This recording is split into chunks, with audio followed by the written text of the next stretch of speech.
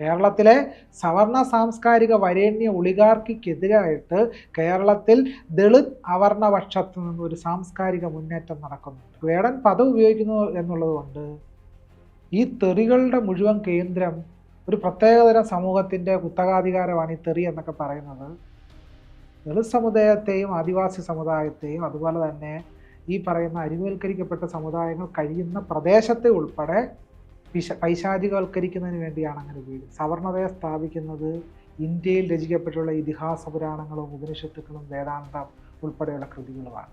എത്രമാത്രം പുറന്തള്ളൽ ഹിംസയും ഭാഷാപരമായ ഹിംസ ഈ ഗ്രന്ഥങ്ങളിലുണ്ട് നമുക്ക് മനസ്സിലാക്കാൻ. ഏറ്റവും അശ്ലീലത്തിൻ്റെ പരകോടിയായിട്ടുള്ള എത്രയോ ഗ്രന്ഥങ്ങൾ ഇതിനകത്തുണ്ട്. നീ തമ്പുരാനുമല്ല ആണേൽ ഒരു ചുക്കും ഇല്ല എന്നുള്ള അർത്ഥമാണ്. അപ്പോൾ ഈ തമ്പുരാൻ ഫിലോസഫിയെ, ഈ തമ്പുരാൻ ദർശനത്തെ, ഈ തമ്പുരാൻ മനോഭാവത്തെ അംഗീകരിക്കില്ല എന്നുള്ള ആ ഒരു സമരസന്നദ്ധമായ വാക്കാണ് അവരെ ചൊടിപ്പിക്കുന്നത്. അല്ല കേവലം തെറി മാത്രമല്ല. വേദം വ്യസിച്ചു എന്ന് പറയപ്പെടുന്ന വ്യാസൻ ദളിതനല്ല.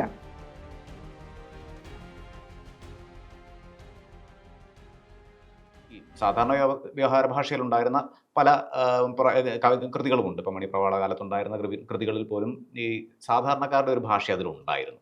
പിന്നീട് അതിനെ തെറിയായിട്ടാണ് തിരിച്ചറിയുന്നത്. ഇപ്പോഴും വേടൻ്റെ പാട്ടിൽ തെറിയുണ്ട്, അത് സാധാരണക്കാരുടെ മുന്നിൽ, അല്ലാതെ പൊതുസമൂഹത്തിന് മുന്നിൽ പ്രയോഗിക്കാൻ കഴിയുന്നതല്ല എന്ന തരത്തിലുള്ള ഒരു വാദമൊക്കെ കൊണ്ടുവരുന്നുണ്ട്. ഇപ്പോൾ NR മധുവിനെ പോലുള്ള ആളുകളൊക്കെ കൊണ്ടുവരുന്നുണ്ട്. ഈ തെറി എന്ന് പറയുന്നത് ഒരു അവർണ ഭാഷയുടെ ഒരു രൂപമായി മാറുകയും അങ്ങനെ അതിനെ കാണുകയും സവർണ ഭാഷയിൽ തെറി ഇല്ലാതിരിക്കുകയും ചെയ്യുന്ന ഒരു സാഹചര്യം കൂടിയില്ലേ? നമ്മളിതിനെക്കുറിച്ച് ആഴത്തിൽ ചരിത്രപരമായി പരിശോധിക്കേണ്ടതായിട്ടുണ്ട്. ഈ സവർണതയുടെ കേന്ദ്രം എപ്പോഴും ഞാൻ നിരന്തരം പറയാറുള്ളത് പോലെ സവർണതയെ സ്ഥാപിക്കുന്നത് ഇന്ത്യയിൽ രചിക്കപ്പെട്ടുള്ള ഇതിഹാസ പുരാണങ്ങളും ഉപനിഷത്തുക്കളും വേദാന്തം ഉൾപ്പെടെയുള്ള കൃതികളുമാണ്. ഈ കൃതികൾ പരിശോധിക്കുമ്പോഴാണ് എത്രമാത്രം പുറന്തള്ളൽ ഹിംസയും ഭാഷാപരമായ ഹിംസ ഈ ഗ്രന്ഥങ്ങളിലുണ്ട് നമുക്ക് മനസ്സിലാക്കാൻ കഴിയും. അങ്ങനെ പരിശോധിക്കുമ്പോഴാണ് നമുക്ക് ബോധ്യപ്പെടുക ഏറ്റവും അശ്ലീലത്തിൻ്റെ പരകോടിയായിട്ടുള്ള എത്രയോ ഗ്രന്ഥങ്ങൾ ഇതിനകത്തുണ്ട്. ഇപ്പം സനാതന ധർമ്മം വളരെ മെച്ചമാണെന്നാണല്ലോ പറയുക. മഹാഭാരതത്തിൽ ഒരു രസകരമായ കഥയുണ്ട്. തൻ്റെ പിതാവിൻ്റെ മുമ്പിൽ വെച്ച് ഒരു ബ്രാഹ്മണൻ പിടിച്ചുകൊണ്ട് പോവുകയാണ്. മകൻ്റെ മുമ്പിൽ വെച്ച്, അച്ഛൻ്റെ മുമ്പിൽ വെച്ച് മാതാവിനെ, അതായത് ഈ പിതാവിൻ്റെ ഭാര്യയെ മറ്റൊരു ബ്രാഹ്മണൻ വന്ന് പിടിച്ചഴിച്ചുകൊണ്ട് പോവുകയാണ്. അപ്പോൾ പുത്രൻ തടയുകയാണ്. മഹാഭാരതത്തിലുള്ള കഥയാണ്. പുത്രൻ തടയുന്നു. അരുത് അച്ഛാ, തടയൂ, എൻ്റെ അമ്മയെ പിടിച്ചുകൊണ്ട് പോകുന്ന ഈ ബ്രാഹ്മണനെ തടയൂ എന്ന് പറയുന്നുണ്ട്. അപ്പോൾ പിതാവ് പറഞ്ഞത്, മകനെ, ഇതാണ് സനാതന ധർമ്മം. സ്വന്തം പുത്രൻ്റെ മുമ്പിൽ വെച്ച് ഒരു ബ്രാഹ്മണൻ, ഈ പിതാവ് സാക്ഷിയായിരിക്കെ വലിച്ചിഴച്ചുകൊണ്ട് പോകുമ്പോൾ, എന്തിനാ വലിച്ചിഴച്ചുകൊണ്ട് പോകുന്നത്? ലൈംഗിക ഭോഗ തൃഷ്ണ ശമിപ്പിക്കുന്നതിന് വേണ്ടി. ഇതാണ് ഏഷധർമ്മ സനാതന, ഈ ധർമ്മമാണ് സനാതനം എന്നാണ് പിതാവ് പുത്രനെ ഉപദേശിക്കുന്നത്. ശ്വേതകേതുവിൻ്റെ കഥയാണ് ഞാനീ പറയുന്നത്. ഈ ധർമ്മമാണ് സനാതനം. ഇന്നത്തെ നിലയ്ക്ക് ആധുനിക സമൂഹത്തിന് ചേർന്നാണോ ഈ സനാതന ധർമ്മം? ഇങ്ങനെ എത്രയോ കാര്യങ്ങൾ നമുക്ക് ഈ കൃതികൾ പരിശോധിച്ചാൽ അറിയാം. ഇപ്പം 10-ാം നൂറ്റാണ്ടിൽ രചിക്കപ്പെടുന്ന ആനന്ദവർദ്ധന ദുന്യാലോകം എന്ന് പറയുന്ന കൃതിയുണ്ട്. അതിനകത്ത് ഒരു ശ്ലോകമുണ്ട്. സ്നിഗ്ധശ്യാമള കാന്തിലിത്ത വിയതോ വേല്ലവലാഘാഖന വാദാശീകരണ പയോധ സുഹൃതാം ആനന്ദകല കാമം സന്തുളം കഠോരഹൃദയോ രാമോസ്മി സർവം സഹേ വൈദേഹി എന്ന് പറയുന്ന ശ്ലോകം. അതിൽ രാമൻ പറയുന്നത്, ആകാശത്ത് വെള്ളിൽ പറവകൾ പറക്കുകയാണ്, മഴമേഘങ്ങൾ എല്ലായിടത്തും നിറഞ്ഞു കഴിഞ്ഞു. അപ്പോൾ ഈ തണുപ്പ് വരുമ്പോൾ കാമതൃഷ്ണ വർദ്ധിക്കുകയാണ്. ഞാനിതെങ്ങനെങ്കിലും സഹിക്കാം, സീത എങ്ങനെ സഹിക്കും എന്നാ ചോദ്യം. കുറച്ചുകൂടി ഞാൻ പച്ചയായിട്ട് ഇതിനെ വ്യാഖ്യാനിക്കാത്തതാണ്. അങ്ങനെ ആഴത്തിൽ പരിശോധിക്കുകയാണ് എന്താണ് ഈ ശ്ലോകത്തിൻ്റെ അർത്ഥം. ഈ ശ്ലോകത്തിൻ്റെ അർത്ഥം എന്താണ്? ഇങ്ങനെ ഓരോ ശ്ലോകങ്ങൾ സംസ്കൃതത്തിൽ എടുത്തു വെച്ചങ്ങോട്ട് പരിശോധിച്ചാൽ അശ്ലീലത്തിൻ്റെ പരകോടി ഈ ഗ്രന്ഥങ്ങളിലെല്ലാം നമുക്ക് കാണാൻ കഴിയും. ജയദേവൻ്റെ ഗീതഗോവിന്ദത്തിൽ എന്താണ് കാണുന്നത്? വളരെ കൃത്യമായിട്ട് കൃഷ്ണനും ഗോപികമാരുമായിട്ടുള്ള രതിക്രീഡയാണ് ഗീതഗോവിന്ദത്തിൽ വർണ്ണിച്ചിട്ടുള്ളത്. വളരെ കൃത്യമായിട്ട് അതാണ് നമ്മൾ കാണുക. അങ്ങനെ ഓരോ കൃതികളെടുത്ത് പരിശോധിച്ചാൽ നാരായണീയം, മേൽപ്പത്തൂർ നാരായണ ഭട്ടതിരിയുടെ നാരായണീയത്തിൽ രാസക്രീഡ വർണ്ണിക്കുന്നുണ്ട്.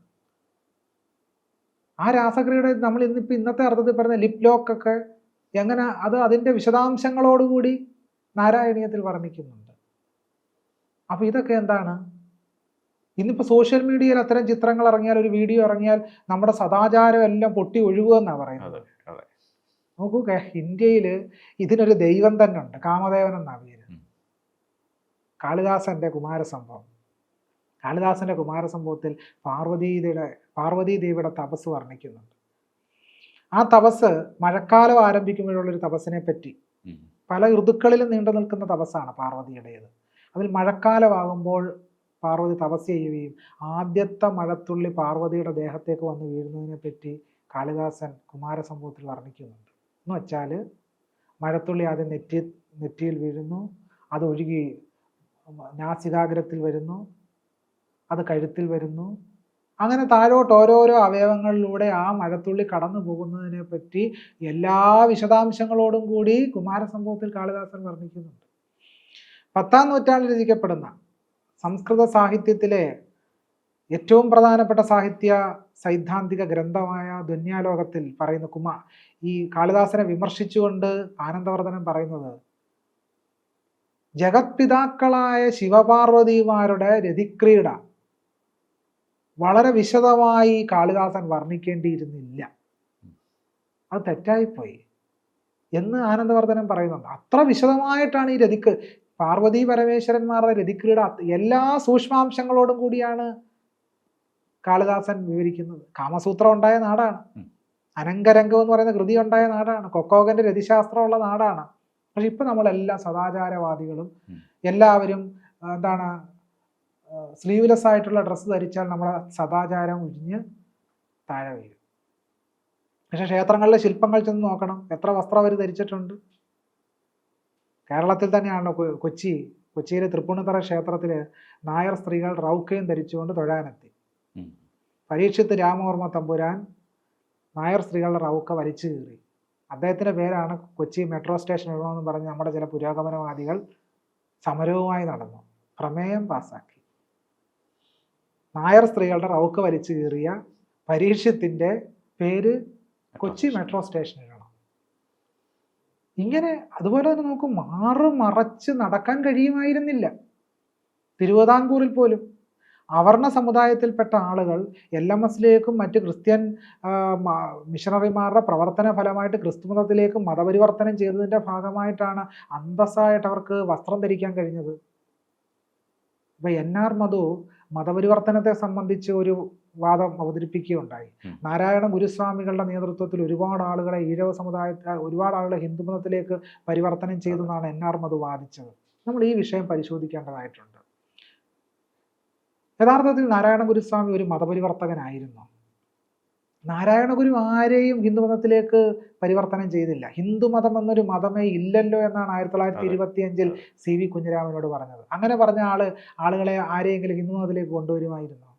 അദ്ദേഹം കൊണ്ടുവന്നിട്ടില്ല എന്ന് മാത്രമല്ല, സമുദായ രൂപീകരണമാണ് യഥാർത്ഥത്തിൽ നാരായണ ഗുരുസ്വാമി നടത്തിയത്. ഈ ആളുകളെ ഈഴവ സമുദായത്തിൽ നിലനിർത്തുക എന്നതിലൂടെ സമുദായ രൂപീകരണം നടത്തുകയാണ്. എന്താണ് സമുദായം? സമുദായ രൂപീകരണത്തിലൂടെ ജനാധിപത്യ രൂപീകരണത്തിന് അടിത്തറവാകുകയാണ് നാരായണ ഗുരുസ്വാമി ചെയ്തത്. ഗുരു തന്നെ പറയുന്നുണ്ടല്ലോ, നമ്മുടെ സമുദായം എല്ലാ മനുഷ്യരെയും ഒന്നായി ചേർക്കുന്നതാകുന്നു. SNDPയിൽ ജാതി മതഭേദമന്യേ എല്ലാവർക്കും മെമ്പർഷിപ്പ് കൊടുക്കണമെന്നായിരുന്നു ഗുരുദേവന്റെ സങ്കല്പം. ജാതിമതഭേദമന്യേ പേരുകൾ ഇടണം എന്ന നിർദ്ദേശമുണ്ട്. തന്നെയല്ല, ശിവഗിരിയിൽ വ്യത്യസ്ത മതവിഭാഗത്തിൽപ്പെട്ട ആളുകളുടെ വിവാഹം ഗുരു തന്നെ നടത്തിക്കൊടുത്തിരുന്നു. ഇങ്ങനെയുള്ള ഗുരു ഈഴവ സമുദായത്തിൽ നിന്ന് പുറത്തുപോയ ആളുകളെ തിരിച്ചു കൊണ്ടുവന്നു എന്ന് പറയുമ്പോൾ ഹിന്ദുമതത്തിലേക്ക് കൊണ്ടുവന്നു എന്നാണ് പറയുന്നത്. തിരിച്ചു കൊണ്ടുവന്നു എന്നതുകൊണ്ട് അവരുടെ കാസ്റ്റിന്റെ പദവി വ്യത്യാസപ്പെട്ടോ എന്ന് NR മധു പറയണ്ടേ? ഹിന്ദുമതത്തിലേക്ക് എവിടേക്ക് കൊണ്ടുവന്നു എന്നായി പറയുന്നത്? കൃത്യമായി ജാതിയിലേക്കാണ് അവർ വരുന്നത്. ആ ജാതിയിൽ തന്നെയാണ് ഉറക്കപ്പെടുന്നത്. അല്ലാതെ ജാതി ഇല്ലാത്തൊരു ഹിന്ദു ഇല്ല. ഏതെങ്കിലും ഒരു പ്രത്യേക കോളത്തിലായിരിക്കും അവരുണ്ടാവുക. അല്ല, ജാതി ഇല്ലാത്തൊരു ഹിന്ദുമതം ഇല്ല. ജാതിയാണ് ഹിന്ദുമതം. ജാതിയാണ് ഹിന്ദുമതം എന്ന് പറഞ്ഞത് സഹോദരൻ അയ്യപ്പനാണ്. അതെ. അപ്പം യഥാർത്ഥത്തിൽ നാരായണ ഗുരുസ്വാമികൾ മതത്തെ സംബന്ധിച്ച ചില അഭിപ്രായങ്ങൾ പറയുന്നുണ്ട്. മതത്തെ ഗുരു നിർവചിക്കുന്നുണ്ട്.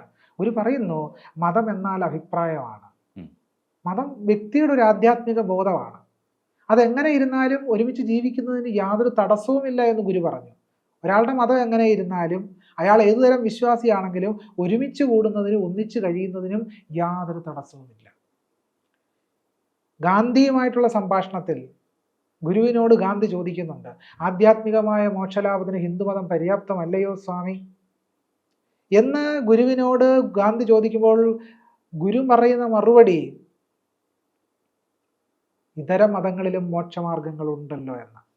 ഹിന്ദുമതം പര്യാപ്തമാണെന്നല്ല പറഞ്ഞത്, ഇതര മതങ്ങളിലും മോക്ഷമാർഗമുണ്ടല്ലോ എന്നുള്ളതാണ്. എന്ന് പറഞ്ഞാൽ ഗുരു തൊട്ടടുത്ത വാചകത്തിൽ പറയുന്നുണ്ട്, ലൗകിക സ്വാതന്ത്ര്യത്തെയാണല്ലോ മനുഷ്യർ അധികം ഇച്ഛിക്കുന്നത്. മതപരിവർത്തനത്തെ സംബന്ധിച്ച് ഗാന്ധിയുടെ ചോദ്യത്തിന് ഗുരു നൽകുന്ന മറുപടി ലൗകിക സ്വാതന്ത്ര്യത്തെയാണല്ലോ മനുഷ്യർ അധികം ഇച്ഛിക്കുന്നത് എന്നാണ്. എന്നാൽ അതിൻ്റെ അർത്ഥം മതപരിവർത്തനത്തിലൂടെ കേരളത്തിലെ അവർണ ജനസമുദായങ്ങൾ ഒരു ലൗകിക സ്വാതന്ത്ര്യത്തിലേക്ക് കടക്കുകയായിരുന്നു എന്നുള്ളതാണ്. NR മധു പറയുന്നതനുസരിച്ച് ഈ അവർണ ഭാഷയിലാണ് തെറികളുള്ളത്. അദ്ദേഹത്തിൻ്റെ ഒരു വ്യാഖ്യാനം നമുക്ക് അങ്ങനെ എടുക്കാൻ കഴിയും. ഈ വേടൻ്റെ പാട്ടിലെ തെറി പൊതുസമൂഹത്തിന് മുന്നിൽ പറയാൻ കഴിയുന്നതല്ല. ഈ വാക്കുകൾ ഇപ്പം നമ്മൾ സംസാരിച്ചതുപോലെ തന്നെ തെറികൾ മറ്റ് ഭാഷകൾ, അതായത് സവർണ ഭാഷകളിലെ കൃതികളിൽ നമുക്ക് തെറിയുടെ വേറൊരു തരം ഒരു രൂപം നമുക്ക് കാണാൻ കഴിയും. പക്ഷേ അവർണൻ ഇതെടുത്ത് ഉപയോഗിക്കുമ്പോൾ, അല്ലെങ്കിൽ വേടൻ ഇതെടുത്ത് ഉപയോഗിക്കുമ്പോൾ മാത്രമാണ് അതൊരു തൊട്ടുകൂടാനാവാത്ത ഒരു തെറിയായി വരുന്നത്. ഒരു ഭാഷയുടെ ഒരു അല്ലെങ്കിൽ ഒരു സാംസ്കാരികതയുടെ ഒരു മേൽക്കോയ്മ കൊണ്ടുവരാനുള്ള ഒരു ശ്രമമല്ല ഇതിൽ കൂടെ നടത്തുന്നത്. അതിന് വേറൊരു രാഷ്ട്രീയം കൂടിയുണ്ട്. ഇപ്പം ആണേലൊരു ഡാഷുമില്ല എന്ന് പറയുന്ന ഒരു സംഗതി എന്നുവെച്ചാൽ അവരെ വിഷമിപ്പിക്കുന്നു, അവരുടെ മേൽക്കോയ്മ അധികാരത്തെ നീ ഈ ഒരു പൊതുവെ ഒരു സംസ്കൃതത്തിലൊരു ചൊല്ലുണ്ട്, നൈയായികാഹ തൃണവഹ. നൈയായികന്മാർ പുല്ലാണ്. നൈയായികന്മാർ എന്ന് പറഞ്ഞാൽ ഇന്ത്യയെ സംബന്ധിച്ച ഫിലോസഫിക്കലായിട്ട് ഒക്കെ വലിയ ഉന്നതമായ ദർശനമുള്ള ഒരു മേഖലയാണ് ന്യായദർശനം എന്ന് പറഞ്ഞാൽ. അപ്പം നൈയായികന്മാർ പുല്ലാണെന്ന് പറഞ്ഞാൽ അതിൻ്റെ അർത്ഥം എന്താണ്? അവരെ തൃണവൽഗണിക്കുക, അവരെ ഒന്നും അല്ലാതാക്കി കളയുക. അപ്പം ഒന്നുമില്ല എന്ന് ആ ഒരു വാക്ക് ഉപയോഗിച്ചുകൊണ്ട് വേടൻ പറയുമ്പോൾ അത് നൽകുന്ന സന്ദേശം എന്താണ്? നീ തമ്പുരാനുമല്ല, ആണേൽ ഒരു ചുക്കും ഇല്ല എന്നുള്ള അർത്ഥമാണ്. അപ്പോൾ ഈ തമ്പുരാൻ ഫിലോസഫിയെ, ഈ തമ്പുരാൻ ദർശനത്തെ, ഈ തമ്പുരാൻ മനോഭാവത്തെ അംഗീകരിക്കില്ല എന്നുള്ള ആ ഒരു സമരസന്നദ്ധമായ വാക്കാണ് അവരെ ചൊടിപ്പിക്കുന്നത്. അല്ല കേവലം തെറി മാത്രമല്ല. നിങ്ങൾ എന്താണെങ്കിലും ഞങ്ങൾക്കൊരു ചുക്കും ഇല്ല എന്ന് പറയുന്ന ഒരു ധൈര്യം, അസാമാന്യമായ ധൈര്യത്തോടു കൂടി വരുന്ന ആ ഒരു വാക്കുണ്ടല്ലോ, ആ വാക്കാണ്, ആ പൊളിറ്റിക്സ് ആണ് യഥാർത്ഥത്തിൽ ഹിന്ദുത്വവാദികളെ ഭയപ്പെടുത്തുന്നത്, അല്ല കേവലമായ തെറിയല്ല. രണ്ട്, ഈ തെറി വേടൻ ഉപയോഗിച്ച ആ തെറി കേരളത്തിൽ ആരും ഉപയോഗിക്കാത്തത്? ജാതി മത ഭേദമന്യേ ആ തെറി നമുക്ക് സമൂഹത്തിൽ കാണാം, വളരെ സ്വാഭാവികമായിട്ട് ഉപയോഗിക്കുന്നുണ്ട് എല്ലാവരും. നോക്കൂ, വാൽമീകി രാമായണത്തിൽ ഒരു സുരയുടെ പേര് മൈരേയം എന്നാണ്. മൈരേയം എന്നാണ് സുരയുടെ പേര്. അവിടെ ഈ വാക്ക് മറ്റു ചില ഭേദഗതികളോടുകൂടിയാണ് ഈ വാക്ക് അവിടെ കാണുന്നത്. അപ്പോൾ അതിന് പ്രശ്നമില്ല. ഇങ്ങനെ എത്രയോ കാര്യങ്ങൾ നമുക്ക് കാണാം. അപ്പം വേടൻ പദം ഉപയോഗിക്കുന്നു എന്നുള്ളത് കൊണ്ട് ഈ തെറികളുടെ മുഴുവൻ കേന്ദ്രം ഒരു പ്രത്യേകതരം സമൂഹത്തിൻ്റെ കുത്തകാധികാരമാണ് ഈ തെറി എന്നൊക്കെ പറയുന്നത്. ദളിത് സമുദായത്തെയും ആദിവാസി സമുദായത്തെയും അതുപോലെ തന്നെ ഈ പറയുന്ന അരികുവൽക്കരിക്കപ്പെട്ട സമുദായങ്ങൾ കഴിയുന്ന പ്രദേശത്തെ ഉൾപ്പെടെ പൈശാചികവൽക്കരിക്കുന്നതിന് വേണ്ടിയാണ് അങ്ങനെ ഉപയോഗിക്കുന്നത്. സവർണരെല്ലാവരും പച്ച പരിശുദ്ധരാണ്, അവരാണ് യഥാർത്ഥത്തിൽ സംസ്കാരത്തിൻ്റെ പതാകവാഹകർ. അവർണ സമുദായങ്ങളെല്ലാം ചെളിക്കുണ്ടിൽ കഴിയുന്നവരുടെ അവരുടെ സംസ്കാരം തന്നെ ചെളിയുടെ സംസ്കാരമാണ്, ഹീനമായ പൈശാചികതയുടെ സംസ്കാരമാണെന്ന് സ്ഥാപിക്കുന്നതിന് വേണ്ടിയാണ് ഇങ്ങനെ പറയുന്നത്. യഥാർത്ഥത്തിൽ ഇത് കേവലം തെറിയുടെ ഒരു വിഷയമല്ല. ഇത് ഹിന്ദുത്വത്തിനെതിരായിട്ടുള്ള ഒരു സാംസ്കാരിക മുന്നേറ്റം ഉണ്ടാകുന്നുണ്ട്, ഒരു അവർണ സാംസ്കാരിക മുന്നേറ്റം. കേരളത്തിലെ സവർണ സാംസ്കാരിക വരേണ്യ ഒളിഗാർക്കിക്കെതിരായിട്ട് കേരളത്തിൽ ദളിത് അവർണപക്ഷത്തു നിന്ന് ഒരു സാംസ്കാരിക മുന്നേറ്റം നടക്കുന്നുണ്ട്. ആ അവർണ സാംസ്കാരിക മുന്നേറ്റത്തോടുള്ള സവർണ ഒളിഗാർക്കിയുടെ ശത്രുതാ പൂർണ്ണമായ അസഹിഷ്ണുതയിൽ നിന്നാണ് NR മധുവിൻ്റെ ഈ വാചകങ്ങൾ പുറത്തു വരുന്നത് എന്നുള്ളതാണ് നമ്മൾ മനസ്സിലാക്കേണ്ട പ്രധാനപ്പെട്ട വിഷയം. അപ്പോൾ ശശികലയുടെ ഒരു ആർഗ്യുമെൻറ്റും കൂടെ അതിനൊപ്പം നമ്മൾ ചേർത്ത് വായിക്കേണ്ടതുണ്ട്. ഇപ്പോൾ പട്ടികജാതിക്കാരൻ്റെ കലയാണോ റാപ്പ് എന്ന് ചോദിക്കുന്നതും ഇത്തരത്തിലുള്ള ഒരു ജാതി ചിന്തയുടെ ഉള്ളിൽ നിന്ന് വരുന്ന ഒരു ബഹിർഗമനം അല്ലേ അത്? തീർച്ചയായിട്ടും പട്ടികജാതിക്കാർക്ക് മാത്രമായിട്ട് പ്രത്യേക എന്തെങ്കിലും കലയുണ്ടോ? യഥാർത്ഥത്തിൽ തനി ജാതിവാദമാണ്. പട്ടികജാതിക്കാർക്ക് ചില കലകളുണ്ട് എന്നും ആ കലകൾ മാത്രം അവർ അഭ്യസിച്ചാൽ മതി, ആ കലകൾ മാത്രം പെർഫോം ചെയ്താൽ മതി എന്ന് പറയുന്നത് ജാതിവാദമാണ്. ശശികല ഒരു ഫ്യൂഡൽ നാടുവാഴി മാടമ്പിയെ പോലെ ദളിതരോട് ആജ്ഞാപിക്കുകയാണ്. ശശികലയ്ക്ക് എന്താണ് അധികാരം? നിങ്ങൾ ഏത് കല അഭ്യസിക്കണമെന്ന് ദളിതരോട് ആജ്ഞാപിക്കുക ശശികല ആരാണ്? ഇന്ത്യൻ ഭരണഘടനയിൽ പറഞ്ഞിട്ടുണ്ടോ ദളിതർ ചില പ്രത്യേകതരം കലകൾ മാത്രം പെർഫോം ചെയ്താൽ മതിയെന്ന്? ഇന്ത്യൻ ഭരണഘടനയിൽ പറയുന്നില്ല. യഥാർത്ഥത്തിൽ ശശികല ഇന്ത്യൻ ജനാധിപത്യത്തെയും ഭരണഘടനയുമാണ് വെല്ലുവിളിക്കുന്നത്. ദളിതർക്ക് മാത്രമായിട്ട് അങ്ങനെ പ്രത്യേകം കലയൊന്നുമില്ല, ഒരു പ്രത്യേകം കലയില്ല. ആധുനിക ജനാധിപത്യ സമൂഹത്തിലേക്ക് നമ്മൾ പരിവർത്തിച്ചതോടുകൂടി ഏത് കലയും ആർക്കും പഠിക്കുവാനും അഭ്യസിക്കാനും സ്വാതന്ത്ര്യമുള്ള ഒരു സമൂഹത്തിലാണ് നമ്മൾ നിലനിൽക്കുന്നത്. അപ്പോൾ ശശികല പറയുന്നതനുസരിച്ച് ഈ പറയുന്ന പാണൻ എന്ന് പറയുന്ന സമുദായത്തിൽപ്പെട്ട ആളുകൾ ഇന്നും തമ്പുരാക്കന്മാരുടെ സ്തുതി പാടിക്കൊണ്ട് നടക്കണമെന്നാണോ ശശികല പറയുന്നത്? അതിന് സൗകര്യമില്ലെന്നാണ് ശശികലമാരോട് പറയാനുള്ളത്. നിങ്ങൾ പറയുന്നത് കേട്ട് ഞങ്ങൾ പാടണോ ആടണോ എന്നത് ഞങ്ങളെ കൊണ്ട് തീരുമാനിപ്പിക്കാൻ ശശികല ആരാണെന്നാണ് ചോദ്യം. ഞങ്ങൾ എന്ത് ചെയ്യണമെന്ന് ദളിത് സമുദായം തീരുമാനിക്കും, ശശികല തീരുമാനിക്കണ്ട. ശശികലയുടെ കാര്യം തീരുമാനിക്കട്ടെ. ശശികല എന്ത് പാടണമെന്ന് ശശികലയ്ക്ക് തീരുമാനിക്കാം. ദളിത് സമൂഹം എന്ത് പാടണം, എന്ത് പ്രവർത്തിക്കണം, ഏത് കല പെർഫോം ചെയ്യണം എന്നുള്ളത് ആ സമുദായത്തിൻ്റെ ആ വ്യക്തികളുടെ സ്വാതന്ത്ര്യമാണ്. അതിലിടപെടാൻ ആർക്കും അവകാശമില്ല. തന്നെയല്ല, ഇവിടെ നമ്മൾ ശ്രദ്ധിക്കേണ്ട ഒരു പ്രധാനപ്പെട്ട കാര്യം എന്ന് പറയുന്നത്, ഒരു ഫ്യൂഡൽ നാടുവാഴി കാലഘട്ടത്തിൽ പ്രത്യേക തരത്തിലുള്ള ജാതിയിൽപ്പെട്ടവരാണ് ഓരോ കലകളും അനുഷ്ഠിച്ചുകൊണ്ടിരുന്നത്. ഇപ്പോൾ കൂത്തും കൂടിയാട്ടം ഒക്കെ ചില പ്രത്യേക ചാക്യാർമാർ അവതരിപ്പിച്ചുകൊണ്ടിരുന്നത്. അതിന് അവർക്ക് മാത്രം അവകാശം ഉണ്ടായിരുന്നു, മറ്റാർക്കും തന്നെ ക്ഷേത്രത്തിൽ കൂത്തും കൂടിയാട്ടം അവതരിപ്പിക്കാൻ അവകാശം ഉണ്ടായിരുന്നില്ല. ഇന്നും കൂടൽമാണിക്യം ക്ഷേത്രത്തിൽ ചാക്യാർ സമുദായത്തിൽപ്പെട്ട ഒരു പ്രത്യേക കുടുംബത്തിൽപ്പെട്ട അമ്മന്നൂർ കുടുംബത്തിൽപ്പെട്ടവർക്ക് മാത്രമേ ഈ ഇരിങ്ങാലക്കുടയിൽ കൂടൽമാണിക്യം ക്ഷേത്രത്തിൽ കൂത്ത് അവതരിപ്പിക്കാൻ കഴിയുള്ളൂ, മറ്റാർക്കും അതിന് കഴിയില്ല. കോടതിയിൽ നിന്ന് ഉത്തരവ് സമ്പാദിച്ചിരിക്കുക അതിനുവേണ്ടി. ഇതാണ് ജാതിക്കല എന്ന് പറയുന്നത്. ജാതിക്കലയാണിത്. നാട്യശാസ്ത്രത്തിൽ പറയുന്നത് കറുത്തവർ എങ്ങനെ ഇരിക്കണം, അവർ ഏത് കല അഭ്യസിക്കണം എന്നൊക്കെ വളരെ കൃത്യമായിട്ട് നാട്യശാസ്ത്രത്തിൽ പറയുന്നുണ്ട്. നാട്യശാസ്ത്രത്തിൽ പറയുന്നത് നീചജനങ്ങൾ അടങ്ങി ഒതുങ്ങി മറ്റുള്ളവരെ തൊടാതെ നടക്കണമെന്ന് നാട്യശാസ്ത്രത്തിൽ പറയുന്നത്. അതുകൊണ്ടാണ് RLV രാമകൃഷ്ണൻ അങ്ങനെ ഒരു ആക്രമണം നേരിടേണ്ടി വരും. തീർച്ചയായിട്ടും അനുഭൂതിപരമായി തന്നെ ഇന്ത്യൻ സവർണ കലകളുടെ പ്രത്യയശാസ്ത്ര ഗ്രന്ഥമായ നാട്യശാസ്ത്രത്തിൽ അടിസ്ഥാനപരമായി കീഴാള വിരുദ്ധമായ, ദളിത് വിരുദ്ധമായ, ജനാധിപത്യ വിരുദ്ധമായ സമീപനമാണ് നാട്യശാസ്ത്രത്തിലുള്ളത്.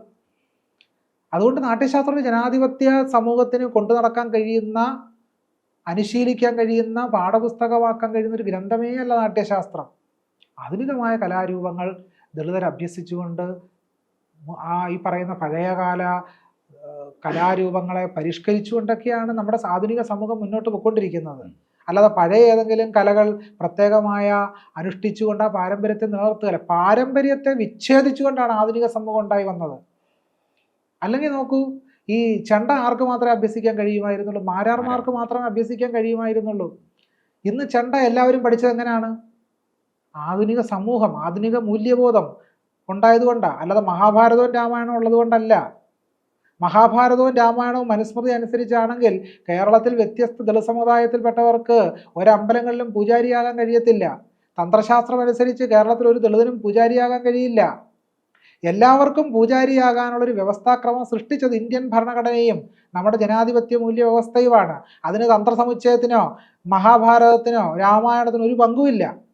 എഴുത്തച്ഛൻ്റെ രാമായണം കിളിപ്പാട്ടിൽ പറയുന്നത്, മന്നിടത്തിങ്കൽ ദ്വിജത്വമുണ്ടായി വന്നാൽ പൂജിക്കുക മാമടോ എന്നാണ്. ഭൂമിയിൽ നീ ബ്രാഹ്മണനായി ദ്വിജനായി പിറന്നാൽ എന്നെ പൂജിക്കാം എന്നാണ് രാമൻ ലക്ഷ്മണനോട് പറയുന്നത്. പക്ഷേ ഇന്ന് രാമനെ അല്ല, കൃഷ്ണനെ അല്ല, ആർക്കും ആരെയും പൂജിക്കാനുള്ള വ്യവസ്ഥ ഉണ്ടായി വന്നത് ഇവിടെ ഒരു ഭരണഘടന ഉള്ളതുകൊണ്ടല്ല, രാമായണം ഉണ്ടായതുകൊണ്ടല്ല. അതുകൊണ്ട് ശശികല ഇത്തരം ആജ്ഞാപിക്കൽ നിർത്തണം. ശശികല ഇനിയെങ്കിലും ഒരു ജനാധിപത്യവാദിയാകാൻ ശ്രമിക്കണം. ജനാധിപത്യത്തിന് അടിസ്ഥാന തത്വങ്ങൾ എന്താണെന്ന് പോലും ശശികലയ്ക്ക് അറിഞ്ഞുകൂടാ. അത് ശശികലയ്ക്ക് അറിഞ്ഞുകൂടാ എന്നുള്ളത് ഒരു ഹിന്ദുത്വവാദിക്ക് ജനാധിപത്യം പ്രാക്ടീസ് ചെയ്യാൻ കഴിയില്ല എന്നുള്ളതിൻ്റെ ഉത്തമ ഉദാഹരണമാണ് ശശികല. അപ്പോൾ ശശികലയുടെ പുതിയ വാദം എന്ന് പറയുന്നത് ഒരു വേടൻ എഴുതിയ കൃതിയാണ് ഞാൻ വായിച്ചുകൊണ്ടിരിക്കുന്നത്, രാമായണത്തെയാണ് അവർ ഉദ്ദേശിക്കുന്നത്. വേടൻ എന്നുള്ളത് വാൽമീകിയും അങ്ങനെ ഒരു നറേറ്റീവ് പല കാലങ്ങളിലായിട്ട് നമ്മുടെ മുന്നിലുണ്ട്. അതായത് ഒരു കാട്ടാളനായ വാൽമീകി എഴുതിയ രാമായണം, അതുപോലെ തന്നെ പിന്നാക്ക വിഭാഗക്കാരനായ വ്യാസൻ എഴുതിയ മഹാഭാരതം, വേദങ്ങൾ എന്നൊക്കെ പറയുന്നു. എന്താണ് അതിൻ്റെ ഒരു യാഥാർത്ഥ്യം? അങ്ങനെ ഒരു സംഗതി ഉണ്ടോ? ശുദ്ധ ചരിത്രപരമായ അസംബന്ധമാണ് ശശികല പറയുന്നത്. വേദം വ്യസിച്ച എന്ന് പറയപ്പെടുന്ന, വേദം വ്യസിച്ചു എന്ന് പറയപ്പെടുന്ന വ്യാസൻ ദളിതനല്ല. വ്യാസൻ ദളിതനാണെന്നാണ് നിരന്തരം പറഞ്ഞുകൊണ്ടിരുന്നത്. വ്യാസൻ ദളിതനേ അല്ല. പരാശരൻ എന്ന് പറയുന്ന ബ്രാഹ്മണ മഹർഷിക്ക് ഉണ്ടായ പുത്രനാണ് വ്യാസൻ. സത്യവതി എന്ന് പറയുന്ന മുക്കുവത്തിക്ക് ഉണ്ടായി എന്നുള്ളതാണ് കഥ. ആരാണ് സത്യവതി? അതാണ് നമ്മൾ പരിശോധിക്കേണ്ടത്. സത്യവതി യഥാർത്ഥത്തിൽ ഒരു ക്ഷത്രിയ രാജാവ്, അദ്ദേഹത്തിന് പെട്ടെന്ന് സ്ഖലനം ഉണ്ടായി. സ്ഖലനം ഉണ്ടായപ്പം ഈ പണ്ടത്തെ കാലത്ത് ഇത് ഇലയിൽ പൊതിഞ്ഞ് കൊടുത്തു വിടുക, കാരണം എന്നും താഴെ കളയാതെ രാജ്ഞി ഭക്ഷിച്ചെങ്കിൽ മാത്രമേ നല്ല ഗർഭം ഉണ്ടാകത്തുള്ളൂ. ഇതാണ് കഥയുടെ പിന്നിലുള്ളത്. എന്തായാലും ഈ പറയുന്ന ശീഘ്രസ്ഖലനം ഉണ്ടായതിനു ശേഷമുള്ള ആ ഒരു ബീജം ഇലയിൽ പൊതിഞ്ഞിങ്ങനെ കൊണ്ടുപോകുന്ന വഴി അതൊരു മത്സ്യം ഭക്ഷിച്ചു. ഈ മത്സ്യം ആരായിരുന്നു എന്നുള്ളതാണ് ചോദ്യം. ഈ മത്സ്യം ഒരു അപ്സര സ്ത്രീ ശാപം കിട്ട് മത്സ്യമായിട്ട് ജലത്തിൽ കിടക്കുക. ചുരുക്കത്തിൽ ക്ഷത്രിയ പുരുഷന് അപ്സര സ്ത്രീയിൽ ഉണ്ടാകുന്ന പുത്രിയാണ് സത്യവതി. ഈ സത്യവതിയെ കൈവർത്തകനെടുത്ത് വളർത്തുക മാത്രമാണ് ചെയ്യുന്നത്, വളർത്തുപുത്രിയാണ്. അപ്പോൾ പരാശരൻ എന്ന് പറയുന്ന ബ്രാഹ്മണന് ക്ഷത്രിയ പുരുഷനായ ഒരു രാജാവിനും അപ്സര സ്ത്രീക്കും ഉണ്ടായ സത്യവതിയും പരസ്പരം വേഴ്ച നടത്തി ഉണ്ടായ വ്യാസൻ എങ്ങനെയാണ് ദളിതനാകുന്നത്? വളരെ കൃത്യമായ ബ്രാഹ്മണൻ തന്നെയാണ് വ്യാസൻ എന്ന് മഹാഭാരതം തന്നെ പറയുന്നു. മഹാഭാരതത്തിൽ തന്നെ ആ കഥയുണ്ട്. പരാശരൻ എന്ന് പറയുന്ന ബ്രാഹ്മണന് സത്യവതി എന്ന് പറയുന്ന അപ്സര സ്ത്രീക്കും ക്ഷത്രിയ രാജാവിനും ഉണ്ടായ കഥയെപ്പറ്റി മഹാഭാരതത്തിൽ തന്നെ പറയുന്നുണ്ട്. അപ്പോൾ എങ്ങനെയാണ് വ്യാസൻ ദളിതനാകുന്നത്? വ്യാസൻ ഒരു ബ്രാഹ്മണൻ തന്നെയാണ്. പരാശരൻ്റെ അച്ഛൻ വസിഷ്ഠനും പരാശരൻ്റെ അച്ഛനും ബ്രാഹ്മണനാണ്. ആ ഒരു ലീനിയേജ് പരിശോധിച്ചാൽ ഒരു ബ്രാഹ്മണ ലീനിയേജാണ് അവർക്കുള്ളത്. അത് വളരെ വ്യക്തമായിട്ട് തന്നെ തെളിയുന്നതാണ്. ഇനി നമുക്ക് വാൽമീകിയുടെ വിഷയത്തിലേക്ക് വന്നാൽ, വ്യാസനേക്കാൾ ഉപരിയായി വാൽമീകി ദളിതനാണെന്നാണ് നിരന്തരം പറഞ്ഞുകൊണ്ടിരിക്കുന്നത്. വാൽമീകി ഒരു നിഷാദനായിരുന്നു, കാട്ടാളനായിരുന്നു, വേടനായിരുന്നു എന്നൊക്കെയാണ് പറയുന്നത്.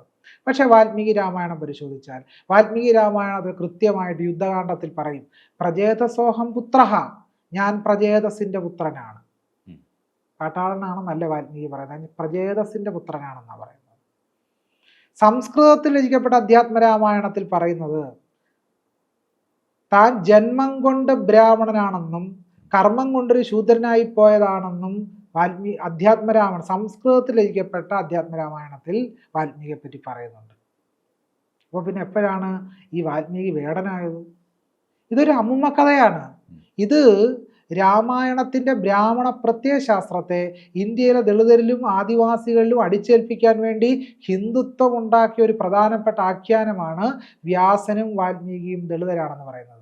വാൽമീകി ദളിതനല്ല എന്ന് മാത്രമല്ല, വാൽമീകി ഒരു ബ്രാഹ്മണനാണ് എന്ന് വാൽമീകി രാമായണവും സംസ്കൃതത്തിൽ രചിക്കപ്പെട്ട അധ്യാത്മ രാമായണവും വളരെ കൃത്യമായി പറഞ്ഞു വെക്കുന്നുണ്ട്. വേടൻ്റേതായിട്ടുള്ളൊരു അഭിമുഖം ഇപ്പോൾ വാർത്തകളായി പുറത്തു വരുന്നുണ്ട്. അദ്ദേഹം രാമനെ അറിയില്ല, രാവണനെ കുറിച്ച്, ശ്രീലങ്കയിൽ നിന്ന് അദ്ദേഹം ഇൻസ്പയർ ആയിട്ട് രാവണനെ കുറിച്ച് ഒരു പാട്ട് ഇറക്കാൻ പോകുന്നു എന്ന് പറയുന്ന ഒരു ഭാഗം, അത് മാധ്യമങ്ങൾ അതൊരു വലിയ രീതിയിലൊരു വാർത്തയായി കൊടുക്കുന്നുണ്ട്. അത് ഒരു തരത്തിലുള്ള ഒരു ഡോഗ്വിസിലാണ് എന്ന് വേണമെങ്കിൽ നമുക്ക് പറയാം. ഈ രാവണനെ മഹാനാക്കുന്നു എന്ന തരത്തിലേക്ക് വേടനെ വേറൊരു തരത്തിൽ ഡീമണൈസ് ചെയ്യാനുള്ള ഒരു ശ്രമം കൂടിയായി അതിനെ കണക്കാക്കാൻ കഴിയില്ലേ? അതിലേക്ക് ഒരു വേടനിലേക്ക് ഒരു ആക്രമണം എത്തിക്കുന്നതിന് വേണ്ടിയുള്ള ഒരു ശ്രമമായി. ഇതിന് വിശദമായ ഒരു ചരിത്ര വായന നമുക്ക് ആവശ്യമായിട്ടുണ്ട്. മഹിഷാസുരനെ മർദ്ദിച്ച ദേവിയുടെ പേര് മഹിഷാസുര മർദ്ദിനി എന്നാണ്. മഹിഷാസുരന്റെ കോലം കത്തിക്കുന്ന പരിപാടി ഇന്നും ഇന്ത്യയിലുണ്ട്. മഹാബലി അസുര രാജാവാണ്. കേരളം ആഘോഷിക്കുന്നത് ഈ മഹാബലിയെയാണ്, അല്ലാതെ വാമനനെ അല്ല. പക്ഷെ അടുത്ത കാലത്തായിട്ട് കേരളത്തിൽ ഓണത്തെ വാമന ജയന്തിയാക്കി മാറ്റാനുള്ള ശ്രമങ്ങൾ നടക്കുന്നുണ്ട്. യഥാർത്ഥത്തിൽ മഹാബലി എന്ന് പറയുന്ന അസുര രാജാവിനെയാണ് കേരളം ആഘോഷിക്കുന്നത്, കേരളം ആരാധിക്കുന്നത്, അല്ലാതെ മഹാബലിയെ ചവിട്ടിത്താഴ്ത്തിയ വാമനനെ അല്ല. ഇതുപോലെ നമുക്ക് രാമൻ്റെ ഒരു ചരിത്രം പരിശോധിച്ചാൽ അറിയാം. രാമൻ ആർക്ക് വേണ്ടിയാണ് പ്രവർത്തിച്ചിട്ടുള്ളത്? രാമൻ സാധാരണക്കാർക്ക് വേണ്ടി പ്രവർത്തിച്ചിട്ടുണ്ടോ? രാമൻ ഇന്ത്യയിലെ ദളിതർക്ക് വേണ്ടി പ്രവർത്തിച്ചിട്ടുണ്ടോ? ഇന്ത്യയിലെ ആദിവാസികൾക്ക് വേണ്ടി രാമൻ പ്രവർത്തിച്ചിട്ടുണ്ടോ? ഇന്ത്യയിലെ ആദിവാസികൾക്ക് വേണ്ടി, ഇന്ത്യയിലെ സാധാരണക്കാർക്ക് വേണ്ടി രാമൻ എന്താ ചെയ്തിട്ടുള്ളത്? നോക്കൂ, സന്ധ്യയ്ക്ക് ചൊല്ലുന്ന ഒരു രാമസങ്കീർത്തനമുണ്ടല്ലോ, രാമ രാമ പാഹിമാം മുകുന്ദ രാമ പാഹിമാം, രാമപാദം ചേരണേ മുകുന്ദ രാമ പാഹിമാം. ഭംഗിയോട് ഭൂമി തന്നെ ബ്രാഹ്മണർക്ക് നൽകുവാൻ ഭാർഗവനായി വന്നുദിച്ച രാമരാമ പാഹിമാം. എന്തിനാണ് രാമൻ വന്നത്? എന്തിനാണ് പരശുരാമൻ വന്നത്? ഭംഗിയോടെ ഭൂമി തന്നെ ബ്രാഹ്മണർക്ക് നൽകുവാൻ. പരശുരാമൻ വന്നത് ബ്രാഹ്മണർക്ക് ഭൂമി കൊടുക്കാനല്ല, ഇന്ത്യയിലെ ദളിതർക്കും ആദിവാസികൾക്കും ഭൂമി കൊടുക്കാനല്ല വന്നത്, ബ്രാഹ്മണർക്ക് ഭൂമി കൊടുക്കാനാണ് വന്നത്. ഇതുപോലെ തന്നെയാണ് കുചേലന്റെ കഥ. കുചേലൻ ഒരു ബ്രാഹ്മണനാണ്. ഈ ബ്രാഹ്മണനായ കുചേലൻ വലിയ ദാരിദ്ര്യം അനുഭവിക്കുകയാണ്. അവൽപ്പൊഴുതിയുമായി കൃഷ്ണനെ കാണാൻ വരികയാണ്. കുചേലവൃത്തം വഞ്ചിപ്പാട്ടുണ്ട്. ആഴിമകൾ ഒരുമിച്ചൊരു കട്ടിലിന്മേലന്നേരം ഏഴാം മാളിക മുകളിൽ ഇരുന്നരുളു എന്ന് പറയുന്ന ഒരു കുചേലവൃത്തം വഞ്ചിപ്പാട്ട് കേരളത്തിൽ രചിക്കപ്പെട്ടു. പാഠപുസ്തകങ്ങളിലൊക്കെ ഏറെക്കാലം അതുണ്ടായിരുന്നു. കുചേലൻ എന്തുകൊണ്ട് ഇത്രയും ദാരിദ്ര്യം ഉണ്ടായിട്ട് ഒരു 10 വാഴ നട്ടില്ല എന്ന് കേരള സമൂഹം ചോദിച്ചിട്ടേ ഇല്ല. വേണമെങ്കിൽ ദാരിദ്ര്യത്തിൽ നിന്ന് കൃഷിയൊക്കെ ചെയ്ത് കുചേലൻ അതിജീവിക്കാമായിരുന്നു. പക്ഷെ കേരളം അങ്ങനെ ഒരു ചോദ്യം ചോദിക്കുന്നേ ഇല്ല. എന്തുകൊണ്ട് അദ്ദേഹം വാഴ നട്ടില്ല? ഒരു തെങ്ങ് നടാമായിരുന്നല്ലോ, അല്ലെങ്കിൽ ഒരു വെണ്ടയ്ക്കെങ്കിലും നടാമായിരുന്നല്ലോ. ചെയ്തില്ല. വെള്ളരിക്കയുടെ വിട്ട് വെറുതെ ഇട്ടാൽ മതി, തന്നെ പടർന്നോളും, വെള്ളരിക്ക കിട്ടും. പക്ഷേ ഒരു ബ്രാഹ്മണനെ സംബന്ധിച്ച് അങ്ങനെ ഒരു ചോദ്യം ചോദിക്കാൻ കേരള സമൂഹം ഒരിക്കലും തയ്യാറായിട്ടില്ല. കൃഷ്ണൻ അദ്ദേഹത്തിൻ്റെ ദാരിദ്ര്യം നീക്കുന്നു എന്ന കഥയാണ് പ്രചരിച്ചുകൊണ്ടിരുന്നത്. നോക്കൂ, കൃഷ്ണൻ ഈ കുചേലൻ എന്ന് പറയുന്ന ബ്രാഹ്മണൻ അല്ലാതെ മറ്റാർക്കും അനുഗ്രഹം കൊടുത്തിട്ടില്ല. അബ്രാഹ്മണർക്ക്, അവർണ ജനവിഭാഗങ്ങൾക്ക് അനുഗ്രഹം കൊടുത്ത ചരിത്രമേ ഇല്ല. ഇത് ഇത്രയും വിപുലമായി പരിശോധിക്കാൻ കാരണം ഇന്ത്യയിലെ തദ്ദേശ ജനവിഭാഗങ്ങളുടെ ആരാധനാമൂർത്തികൾ എന്ന് പറയുന്നവരെ, അത് രാവണനായിക്കോട്ടെ മഹിഷാസുരനായിക്കോട്ടെ, ഇവരെയെല്ലാം പൈശാചികവൽക്കരിച്ച് അപരസ്ഥാനത്ത് നിർത്തുന്ന ഒരു ആഖ്യാന സ്വരൂപം നമ്മുടെ മഹാഭാരതത്തിലും രാമായണത്തിലും പിൽക്കാലത്തുള്ള ആഖ്യാനങ്ങളിലും എല്ലാം തന്നെ നമ്മൾ കാണുന്നുണ്ട്. ഇവിടെ നമ്മൾ കുറച്ചുകൂടെ ആഴത്തിൽ പരിശോധിക്കേണ്ട ഒരു വിഷയം കൂടിയുണ്ട്. ഇതിനോട് ചേർത്ത് വെച്ച് പരിശോധിക്കും. മധ്യകാലഘട്ടത്തിൽ രചിക്കപ്പെടുന്ന പൃഥ്വിരാജ വിജയം എന്ന് പറയുന്ന ഗ്രന്ഥം, പൃഥ്വിരാജ ചൗഹാൻ എന്ന് പറയുന്ന രാജാവ് അവതരിക്കുന്നത് തന്നെ മുസ്ലിങ്ങളെ കൊല്ലാനാണെന്നാണ് പറയുന്നത്. അദ്ദേഹം ആരുടെ അവതാരമാണ്? രാമന്റെ അവതാരമാണെന്നാണ് പൃഥ്വിരാജ വിജയത്തിൽ പറയുന്നത്. മറ്റൊരു കൃതി ഗംഗാദേവിയുടെ മധുരാവിജയം.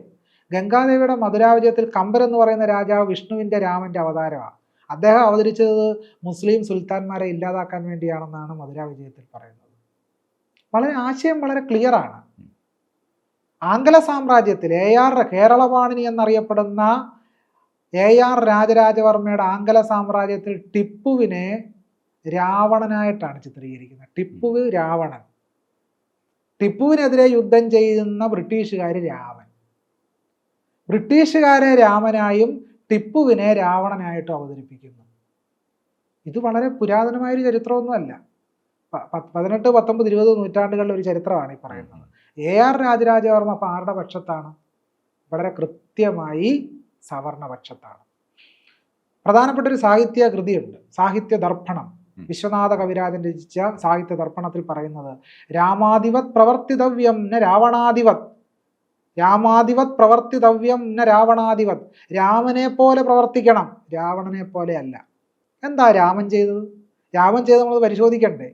രാമൻ ചെയ്തതിനെ പറ്റി വാൽമീകി രാമായണത്തിൽ പറയുന്നുണ്ട്. ഗോബ്രാഹ്മണ ഹിതാർത്ഥായി ജഹിദുഷ്ടപരാക്രമം. പശുവിൻ്റെയും ബ്രാഹ്മണന്റെയും ഹിതം നടപ്പിലാക്കുന്നതിനായി താൻ താടകയെ കൊല്ലുന്നു എന്നാണ് വാൽമീകി രാമായണത്തിൽ താടകാവധത്തെ പറ്റി പറയുന്നത്. എന്തിനാണ് ബാലിയെ കൊന്നത്?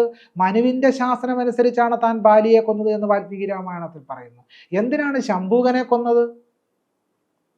ശംഭുകൻ്റെ അടുത്ത് ചെല്ലുകയാണ് രാമൻ. അതിനൊരു കഥ തന്നെ ഉണ്ട് അതിൻ്റെ പുറകിൽ. ആ കഥയ്ക്ക് ഇന്നും പ്രസക്തിയുണ്ട്. ആ കഥ നമ്മൾ വിശദമായിട്ടൊന്ന് പരിശോധിക്കണം.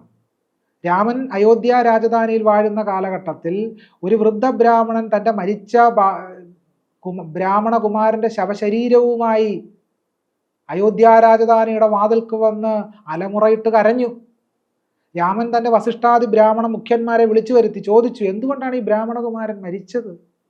വസിഷ്ഠൻ പറഞ്ഞു, ഈ രാജ്യത്ത് നടക്കാൻ പാടില്ലാത്തത് ചിലത് സംഭവിച്ചിരിക്കുന്നു. അതെന്താണ്? ബ്രാഹ്മണരും ക്ഷത്രിയരും വൈശ്യരുമല്ലാതെ ആരും തപസ് ചെയ്യാൻ പാടില്ല എന്നുള്ളതാണ് ധർമ്മശാസ്ത്ര വിധി. അതിന് വിരുദ്ധമായി ഏതോ ശൂദ്രൻ തപസ് ചെയ്യുന്നു. അതുകൊണ്ടാണ് ഈ ബ്രാഹ്മണകുമാരൻ മരിച്ചത്. നോക്കൂ, മഹാത്മാ അയ്യങ്കാളി ദളിത് സമുദായത്തിൽപ്പെട്ട വിദ്യാർത്ഥികളുമായി സ്കൂളിലേക്ക് പ്രവേശിച്ചപ്പോൾ ഊന്നുപാറപ്പണിക്കർ ബോധം കെട്ടു വീണു എന്നുള്ളതാണ് നവോത്ഥാന കേരളത്തിന്റെ ചരിത്രം. ഇവിടെ ബ്രാഹ്മണകുമാരൻ മരിച്ചു എന്നതിൻ്റെ അർത്ഥം ഒരു ശൂദ്രൻ വിദ്യ അഭ്യസിക്കുമ്പോൾ ജ്ഞാനത്തിലേക്ക് കടക്കുമ്പോൾ ബ്രാഹ്മണര് ബോധം കെട്ട് വീഴുക, ഊന്നുപാറപ്പണിക്കർ ബോധം കെട്ട് വീഴുന്നത് പോലെ. സർവകലാശാല അധ്യാപകരായിട്ട് ദളിതർ വരുന്നു എന്ന് ദൂരേന്ന് വരുന്നു എന്ന് കാണുമ്പോൾ തന്നെ സംവരണം അട്ടിമറിക്കുക എന്ന് പറഞ്ഞാൽ രാമൻ പ്രവർത്തിക്കുന്നത് പഴയ കാലത്ത് മാത്രമല്ല, പുതിയ കാലത്തും രാമൻ സംവരണ അട്ടിമറിയായി സർവകലാശാലകളുടെ തലപ്പത്തിരുന്ന് രാമൻ പ്രവർത്തിച്ചുകൊണ്ടിരിക്കുക. അതുകൊണ്ട് രാമൻ പഴയകാലത്തെ ചരിത്രം മാത്രമല്ല, സംവരണ അട്ടിമറികളിലൂടെ ദളിതാദിവാസി പുറന്തള്ളൽ ഹിംസയിലൂടെ രാമരാഷ്ട്രീയം വർത്തമാനകാല ഇന്ത്യയും ഞെരിച്ചമർത്തി പിടിച്ചു മുറുക്കിക്കൊണ്ടിരിക്കുകയാണ്.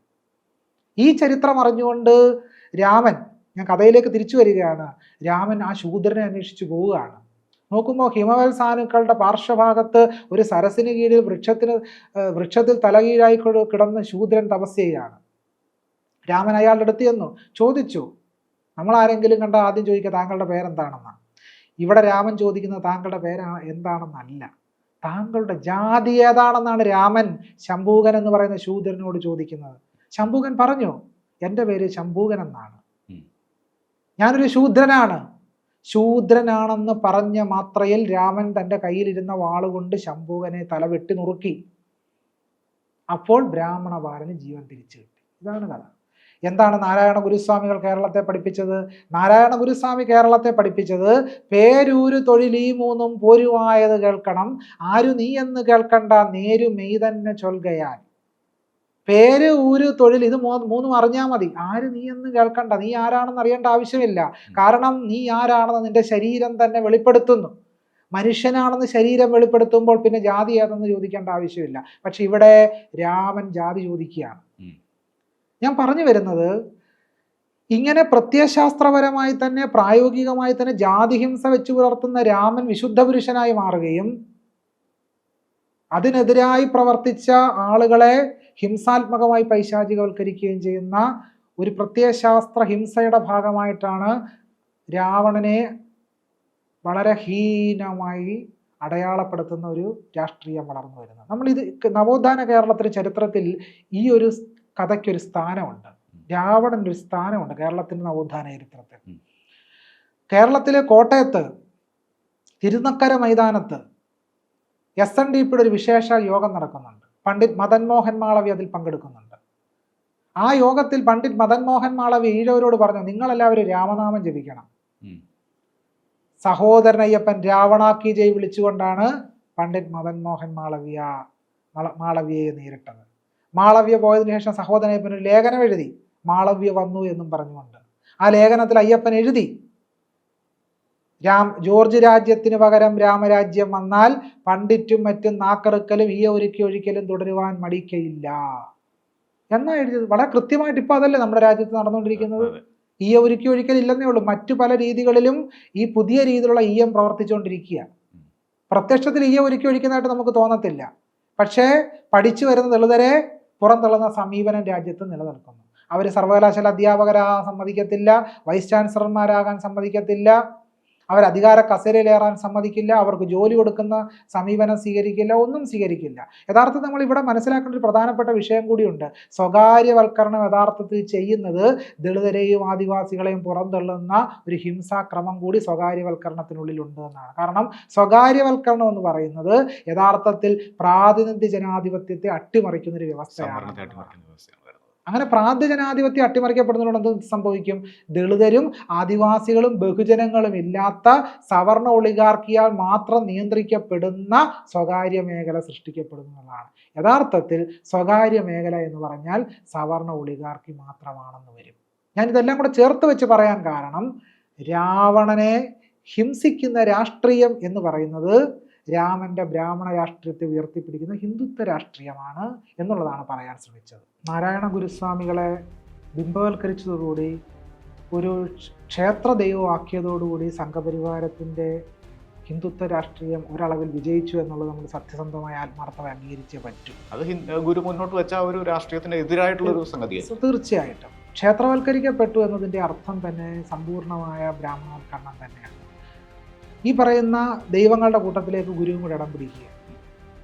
ബുദ്ധനെ ഇങ്ങനെയാണ് അപഹരിച്ചത്.